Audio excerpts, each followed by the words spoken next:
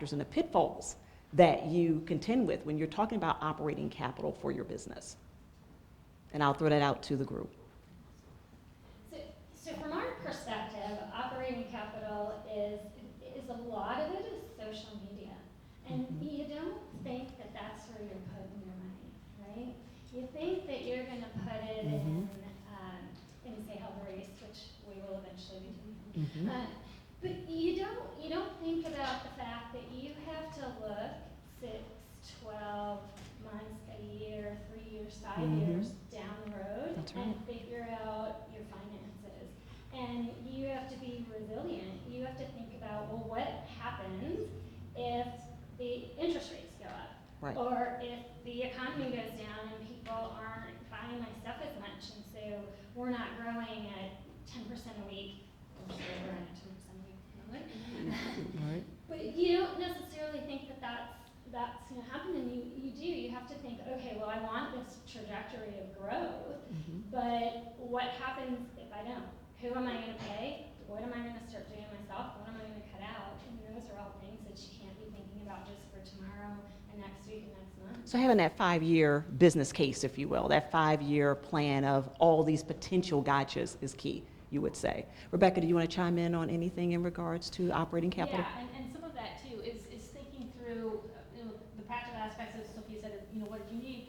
But when you have revenue coming in, like when is it coming in? Is it coming in intermittently, or is it coming in regularly? Do you have something that's coming in regularly? So if it's intermittently, you got to manage that cash flow very differently, and again, make those priorities about what's going to get paid first, and what's going to have to wait. Right, exactly. Stacey, did you want to contribute? No? Okay, and then I guess really going along that line of operating capital and costs and so forth, when you're developing strategies for your business platform, okay, because it all goes together. You have to think about the money side. You have to also think about the strategies, how you're going to scale. What is your company going to look like in a few years from now? What are some of the strategies that you guys discussed, or maybe even are still contending with as you grow Fembought?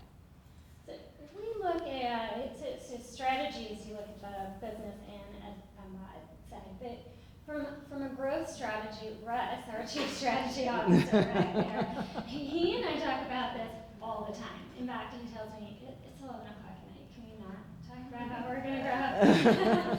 But you're thinking about it, what can I handle? Like, what can we handle and operate? Like, if we onboarded 100 businesses tomorrow, we don't have that infrastructure. That's right. That. We will, though, if 100 people want to sign up. We'll get it, right? And I think also it's about a little bit about investing and making sure that you're thinking about where you're going to put your money. I'm going to turn this over to Rebecca, because there was something that you were going to talk a little bit on. Yeah, just in a broader sense too. I mean, Sophia, you had alluded to this earlier. Part of what you do, whether you're business owner or you got a career in a corporation, is you have to take risks, right? And a lot of people talk about the key is to fail early and fail often. But part of that is it's not being afraid of failure. It's going out there and you just have to try. I mean, I think we as women often, and I find myself, I'm a classic person for this. I have some new venture, I got something new that I'm doing, so I'm going to go and get 6 books on this and read about it and make a checklist of all the things I need to do. And instead of maybe just sometimes diving in and getting done, because I don't want to fail. I don't want to look bad. I want to succeed at what I'm going to do. So I got to make sure I'm successful by being as fully informed as I can. And so, but part of that is not being afraid of putting yourself out there and taking those risks, even if you're going to get no's. And certainly with Fembought and things like that, we took some risks and we got some no's. A lot of no's. More yeses. But yes, the yeses will come. But part of the other thing about that, about taking in, information, and part of, this organization here is, we look to advice from other people, other partners, people who are similarly situated to us. What have they done? What has worked for them? What has not worked for them? And so this is where I'm going to talk more about myself and my career as a lawyer, because I've had that long career. But one of the things I had early on in my career is I was lucky enough to work with a gentleman who was very interested in my success. But I like to say, like, Dave gave me like 4 pieces of great advice for like, developing my business as a lawyer. One of them I followed, and 3 of them I did completely the opposite of what he told me to do, right? So it's not a bad thing to do the opposite, but because he took the time, and I thought about, he said, these are 3 things I did, and they didn't work, and nothing ever came of them. But it made me think about, like, why didn't it work? What was it about what he was doing, or maybe who he was, as to why that didn't work, and would it still work for me? So, and one of the examples I'll give is, one of the advice he gave me is, Rebecca, don't ever waste your time working with, like, financial advisors and investment advisors and planners. Like, it'll go nowhere. And I did not. And so instead, what I did was I started to be thoughtful about who I would partner with, why I wanted to partner with them, what they brought to the table, right? And so one of the good examples is Strategic Financial Group, which is sitting here, which I do work with. So one of our sponsors here, again, so key supporter. And it was. I'm one of the men in the room. We love and the reason why is I was a lot more thoughtful about those advisors that I do want to work with, why I work with them, what makes them a little bit different. And it's not really about the fact that, okay, I'm going to maybe refer a client to them, they're going to refer a client to me, and it works quid pro quo, and I like that, and that's the only reason why I'm going to use you. It's because they are providing something that acts as a resource and a service to my client. That's what I want to see.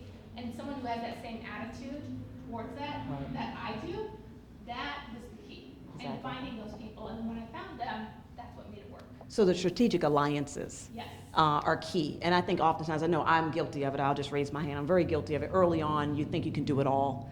You think, I'm a smart person, I know people, we can do this together, but there's nothing takes the place of experience. And if that means that you have to go outside of your circle to get the experience, cannot tell you how many hours we could have saved and how many lessons we could have avoided having gone through if we had taken that advice and formed those strategic alliances.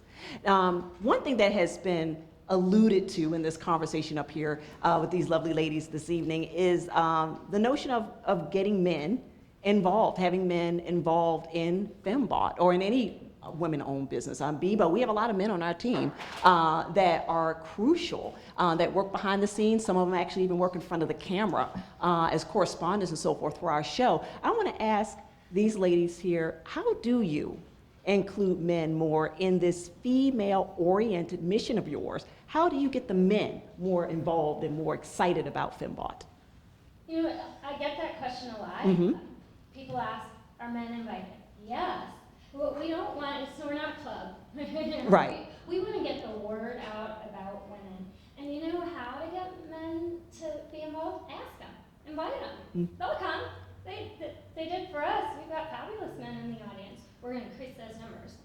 And you guys you're going to join us in doing that.